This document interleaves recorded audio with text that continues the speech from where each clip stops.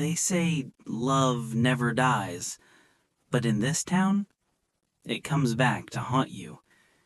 He stood outside the church, hands trembling, heart locked between love and disbelief.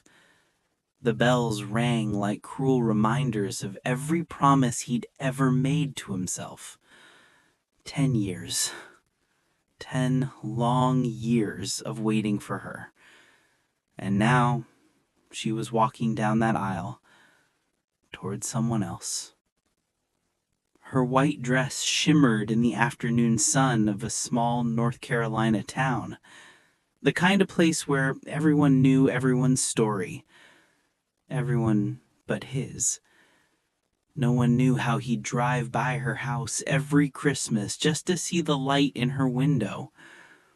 No one knew how he'd kept that old letter she'd written before college, folded, worn, stained by a single drop of rain. He still remembered her words. "Don't wait for me, Ethan. Life moves fast." But he had. Every night after his shifts at the auto shop, he'd sit on the porch of his trailer, beer in hand, staring at the stars they once named together. She wanted to leave town. He wanted to build a life for her right here. And maybe that was the mistake. When she left for Boston, she promised to call. She never did. And still, he kept her picture taped to his dashboard, the corners curled, her smile frozen in time. Now watching her walk down that aisle toward someone else, something inside him broke, but quietly. The kind of break no one hears, but that never heals. He didn't move, didn't breathe, didn't blink. The wind picked up, brushing through the oak trees lining the chapel yard. It carried the scent of magnolias, her favorite. He remembered planting one behind her old house before she left, thinking one day she'd come back to see it bloom. 10 years. And she never did. The priest's voice echoed faintly. The words felt far away. Ethan's world shrank to the rhythm of his heartbeat. Then, just as the groom took her hand, her eyes lifted. For a split second, she saw him. The crowd disappeared. The music faded. Only silence. Her lips parted, not in surprise, in recognition.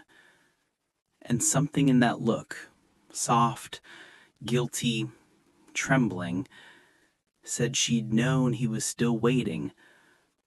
He turned away before the vows began. The gravel crunched beneath his boots as he walked toward his truck. He stopped halfway, looking back one last time. Her veil caught in the wind, lifting like a whisper from the past. And that's when he saw it. A single white tear slipping down her cheek, hidden behind her smile. He stood frozen, unsure if it was for him or for the life they never had. The church doors closed. The bells rang again. And somewhere behind those walls, her voice, soft and trembling, said the words that were never meant for him. But just before he opened his truck door, something caught his eye. A small white envelope tucked under the wiper blade. His name written in her handwriting. He reached for it slowly, fingers shaking, afraid to open it, afraid not to. He tore the edge, unfolded the paper, and stopped. The first line made his chest tighten so hard he could barely breathe. It said, "I waited too." His vision blurred for a second. The ink on the paper looked fresh, as if his hands had been shaking when she wrote it. He read the next line slowly, his throat dry. Every year I came back, and every year I saw you weren't ready to forgive me. The church bells faded in the distance. The sound of laughter carried faintly through the open windows, hers mixed with someone else's. He looked down at the letter again. The paper trembled in his grip. I told myself I was doing the right thing, she'd written. You wanted to stay. I needed to go. I thought if I let you go, you'd find someone who could give you more than I ever could. He swallowed hard. The words cut deeper than any goodbye. A gust of wind blew through the trees, scattering yellow leaves across the parking lot. He stood there, reading each line like it was oxygen and poison all at once. I saw you today, the letter went on. You looked at me the same way you did that night by the river. I almost ran, but I had to finish this. He remembered that night, the small river behind her house, fireflies hovering over the water, her head on his shoulder as she whispered that she was scared of the future. He'd promised she'd never have to face it alone. He broke that promise when he let her go without a fight. If things were different, the letter said, maybe we'd still be sitting under those stars. But life isn't built on maybes, Ethan. I hope you forgive me for not waiting long enough. He exhaled, slow and shaky. The ink had smudged at the bottom, maybe from a tear, maybe from rain. And beneath the smudge, 3 final words stood alone. I still remember. He folded the letter, held it against his chest. For a long moment he just stood there, eyes closed, hearing the faint hum of her voice through the open church doors. Then the organ music changed. The doors opened again. She stepped out, sunlight glinting off her wedding ring. Her husband was talking to someone behind her, laughing. She wasn't. Her eyes found him across the parking lot near his old, rusted Ford. No smiles, no words, just the kind of silence that speaks louder than anything ever could. She took one hesitant step forward. He didn't move. She reached up, wiping a tear quickly before anyone noticed. Then she turned, walking back inside. The doors closed again. Ethan climbed into his truck, the letter still clutched in his hand. He didn't start the engine right away. He just sat there, staring through the windshield, watching her shadow move behind the stained glass. He looked at the magnolia tree across the street, blooming now, full and white. The same tree he'd planted for her 10 years ago. And as he reached for the key, he saw her again, standing at the window, looking right at him. No smile, no wave, just that same look, the one that said everything they never got to say. He turned the key halfway. The engine coughed. Then he heard something. A soft knock on the truck window. He froze. Slowly turned his head. Her, standing there in her wedding dress, breathless, eyes red, hair tangled by the wind. He blinked, thinking maybe it wasn't real. Maybe it was just another memory trying to trick him. But she was real. Her veil was gone. Her heels were muddy from the gravel. Her hands trembled as she pressed one palm to the glass. "Ethan," she whispered. He lowered the window slowly, the sound of the motor almost louder than his heartbeat. "What are you doing?" he asked, voice low, careful, like speaking too loud might shatter what was left of this moment. She looked over her shoulder toward the church, then back at him. Tears filled her eyes. "I couldn't say it in there," she said softly. "Not with everyone watching." He shook his head, trying to breathe. "What say?" She hesitated. Her fingers tightened around the edge of his window. "That I still—" She stopped, choking on the word. "I thought time would fix it, but it didn't." The sound of distant voices echoed from the church steps. Someone was calling her name. "Emily!" She looked back again. Panic flashed in her eyes. He felt it too, the pull of what was right and what was real. "Don't," he whispered. "You should go back. It's your wedding day." A tear slipped down her cheek. "Do you really think that matters right now?" He didn't answer. She took a step closer, her voice shaking. "I waited too, Ethan. 10 years. I kept waiting for you to move on, to stop looking at me that way every time I came home. But you never did." He felt something heavy rise in his chest. "And you never stayed." She flinched. The truth hit harder than either of them expected. For a second, neither spoke. The wind carried the sound of laughter again from the church doors, her husband's voice calling her name. "Emily!"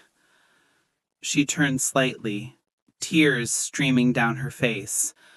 Then back to Ethan. "Tell me to stay," she almost pleaded. "If you say it just once, I will." He stared at her, his hand tightening on the letter she'd written. The ink, the words, the years, all the pain and waiting between them.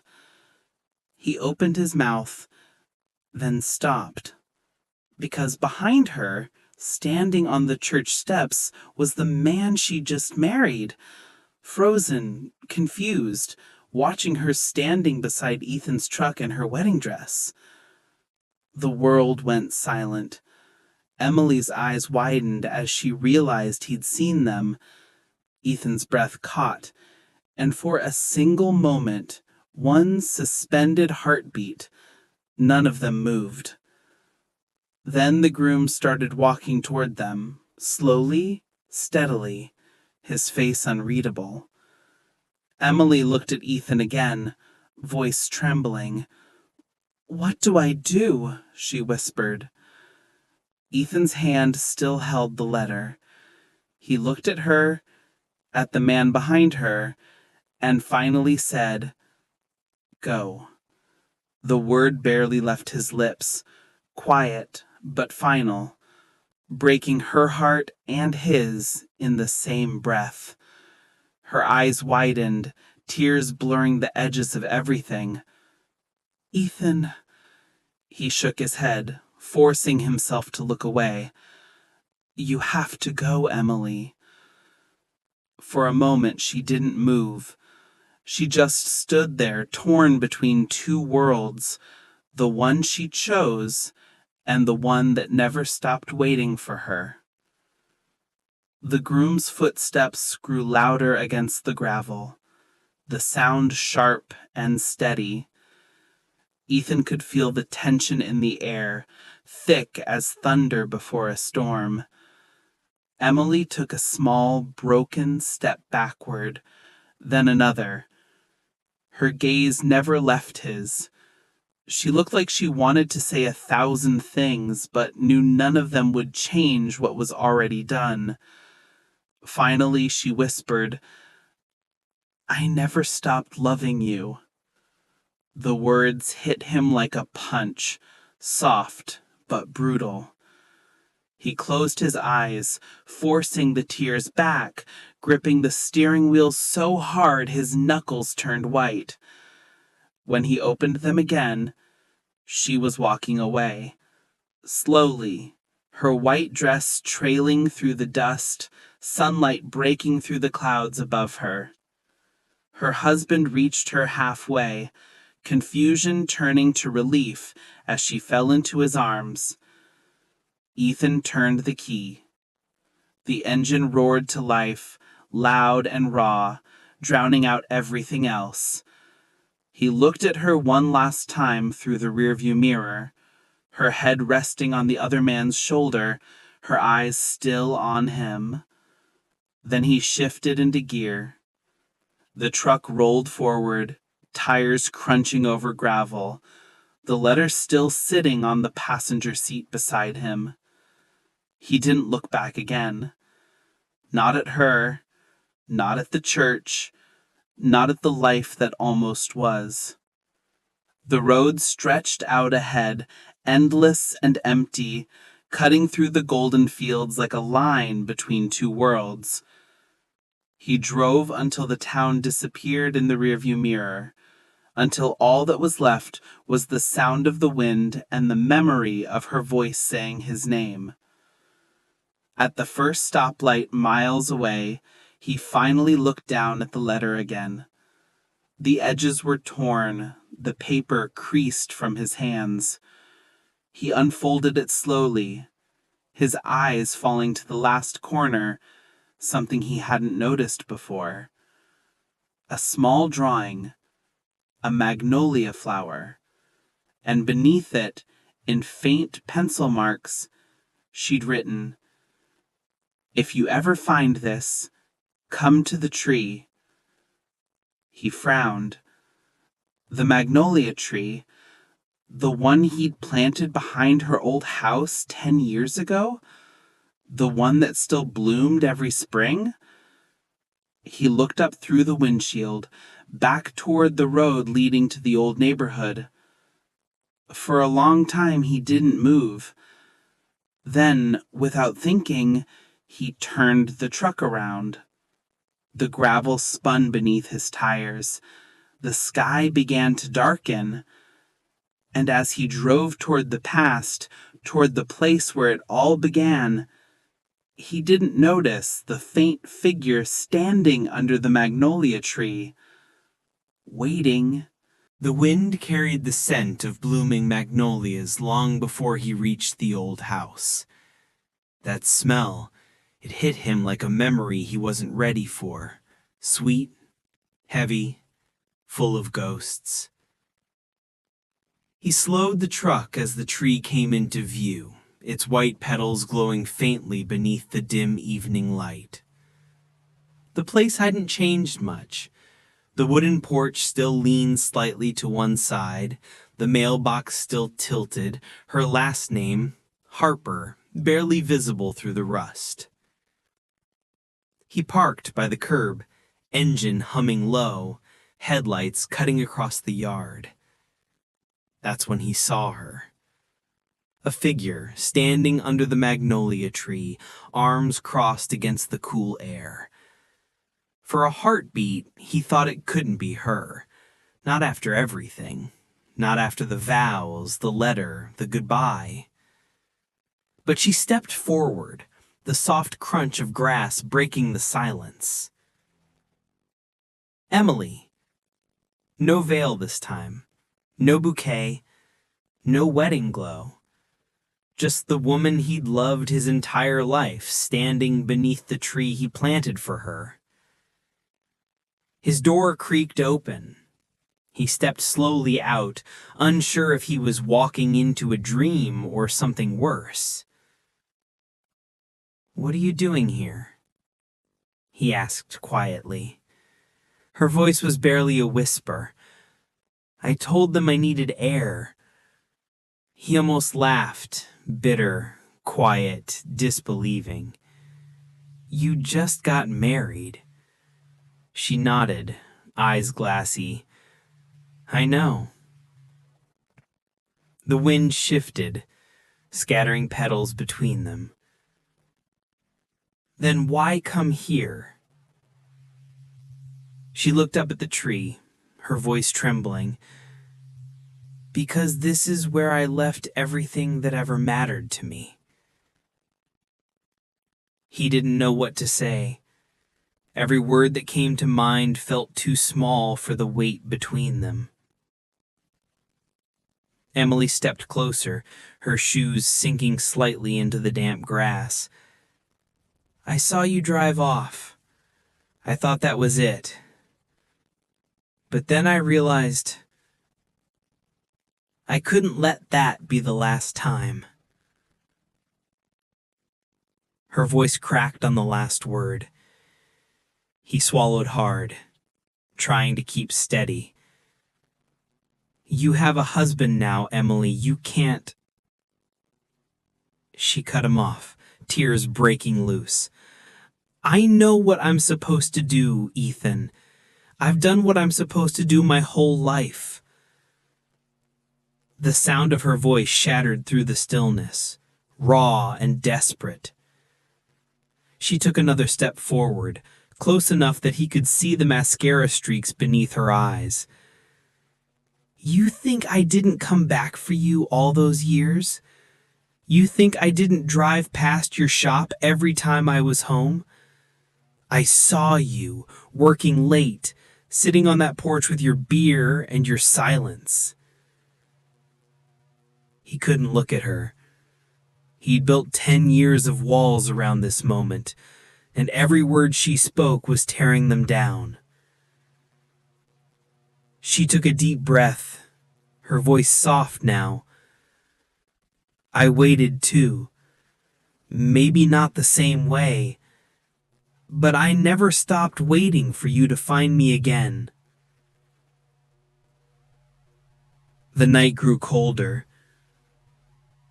Crickets hummed softly in the grass. The air between them felt alive, like something was about to break or begin. Ethan took a slow step forward, close enough to see the small tremor in his hands. He lifted the letter slightly. "You said to come to the tree." She nodded. "I didn't know if you would. I almost didn't. But you did." They stood there, both breathing heavy, eyes locked, caught between everything that was wrong and everything that still felt right. The silence was thick, trembling with all the things they'd never said. Then, somewhere in the distance, a car door slammed. They both turned. Headlights appeared on the far end of the road. A black SUV. Her husband's car. Emily froze. His heart dropped. She looked at him, her voice barely a whisper now. "What do I do?" The light from the SUV grew brighter, cutting across the field, growing closer by the second. Ethan's fingers tightened around the letter. He looked at her, really looked at her, and finally said, quietly, "Whatever you do, Emily, make sure it's for you this time." Her breath caught. The car pulled closer, the sound of gravel rising. And just as the headlights swept over them, She reached for his hand. Soft, shaking, real. And in that one electric second, everything stopped. The headlights froze them in place, two shadows tangled beneath the magnolia tree. Her hand in his heart caught between letting go and holding on. The SUV rolled to a stop at the edge of the yard. The engine idled, humming low like a question waiting for an answer. The driver's door opened. Her husband stepped out, suit jacket unbuttoned, face pale in the light.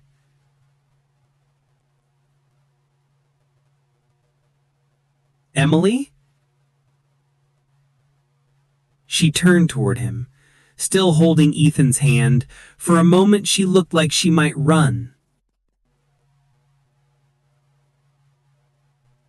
But she didn't. Instead, she took a long breath, steadying herself. The night air filled her lungs, thick with magnolia and regret. Ethan didn't move. He just watched her, waiting for the choice she'd spent 10 years avoiding. Her husband took a step forward. "What are you doing here?"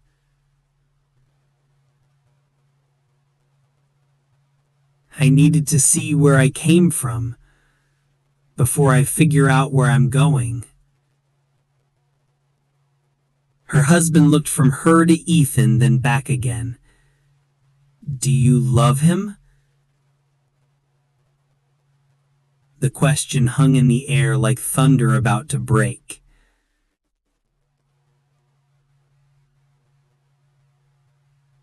Ethan's chest tightened.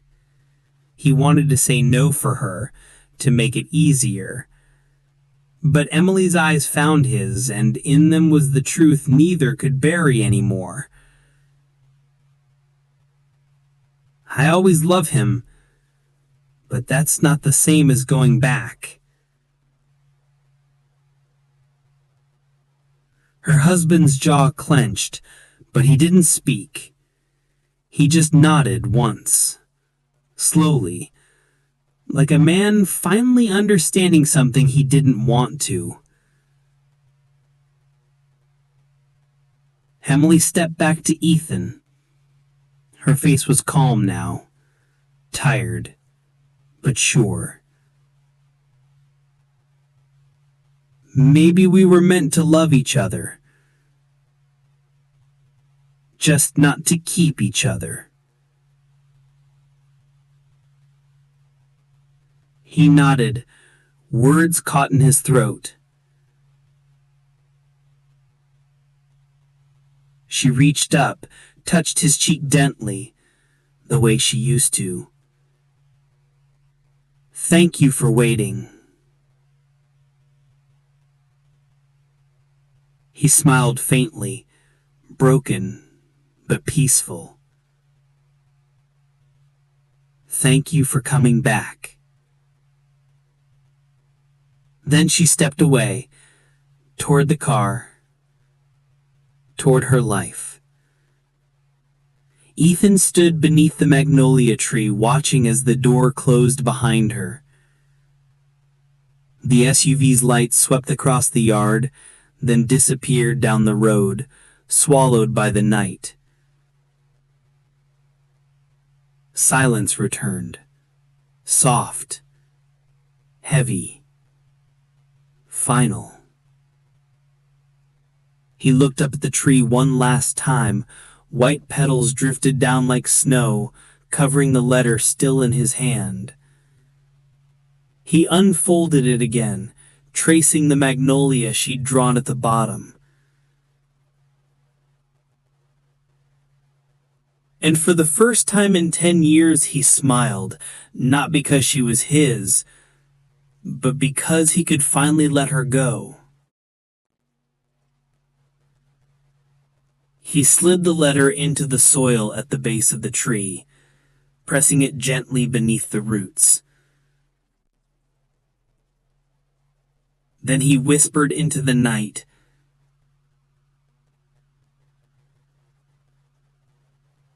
"Goodbye, Emily." The wind carried his words through the blossoms, across the quiet yard, into the open dark. And as he walked back to his truck, the magnolia tree stood tall behind him, blooming brighter than ever.